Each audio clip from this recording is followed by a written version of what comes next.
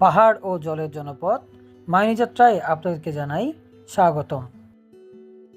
সুপ্রিয় বন্ধুরা, রাঙামাটির রিজার্ভ বাজার লঞ্চঘাট থেকে আপনাদের জানাই স্বাগত। রাঙামাটি থেকে মাইনী যাত্রা নিয়ে এটি আমার প্রথম পর্ব। তো আমরা এখন লঞ্চে 10টা বাজে ছাড়বে। আমরা এটিতে করে মাইনির উদ্দেশ্যে রওনা দেব। ছেড়ে দিল আমাদের লঞ্চটি। আমরা যাত্রা করছি মাইনির উদ্দেশ্যে। যাত্রাপথে আপনার সাথে গল্প হবে রাঙামাটি লেকের ইতিহাস নিয়ে এবং এখানের জীববৈচিত্র্য প্রকৃতি নিয়ে। চারপাশে পাহাড়, মাঝখান দিয়ে স্বচ্ছ জলে এই লেক। দেখতে দেখতে আমরা চলে আসলাম বরকল উপজেলায়। বরকল হলো রাঙামাটি পার্বত্য জেলার অন্যতম একটি সুন্দর দুর্গম উপজেলা।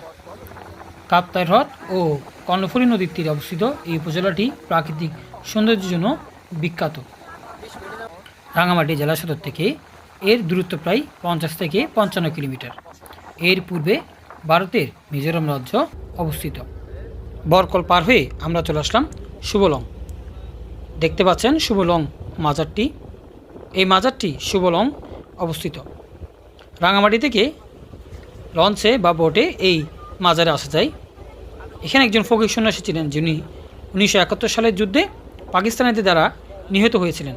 পরবর্তী সময়ে এখানে একটি মাজার স্থাপন করা হয় এবং ভক্ত অনুরাগীরা এখানে প্রায় প্রতিনিয়ত আসেন মাজার শ্রদ্ধা জানাতে অথবা মানস করতে। শুভলং এই এলাকাটি ঝর্ণার জন্য বিখ্যাত। বর্ষাকালে শুভলংয়ের আগে একটি ঝর্ণা রয়েছে, যা অত্যন্ত দৃষ্টিনন্দন, কিন্তু এখন শুকনো মৌসুমে এই ঝর্ণাটি তেমন একটি দেখা যায় না। শুভলং পেরেই আমরা পরবর্তী স্টেশন চলে আসলাম কাঠটুলি বিল বা কাঠটুলি বাজারে। এই কাঠটুলি বাজারটি শুভলংয়ের পরেই দেখতে পাওয়া যায়। কাঠটুলি বাজারটি মূলত জেলেদের জন্য ছিল। একসময় এখানে জেলেরা মাছ ধরে শুটকি উৎপাদন করত। পরবর্তী সময়ে এখানে এই জেলেরাই বসতি স্থাপন করে।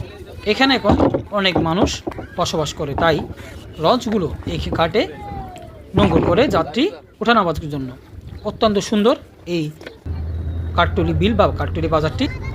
প্রায় 26,000 জেলেই এই কাপ্তাই হ্রদের উপর নির্ভরশীল। তাদের আহরিত মৎস্য সম্পদ সারা বাংলাদেশেই পৌঁছে যায়। কাঠটুলি বিল থেকে যাত্রী নামিয়ে